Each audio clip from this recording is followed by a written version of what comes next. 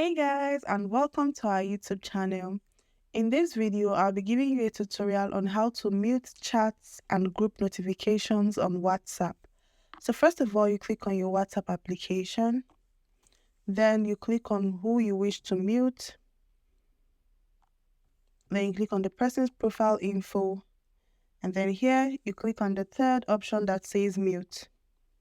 You click either 8 hours, 1 week, or always. I prefer to choose always. And then the second method to do this is to simply swipe right and then you click on more and then you click on mute or mute. For the group info, you can also do the same thing. You swipe right, click on more and then you click on mute. Then you choose how long you wish to mute the person or the group.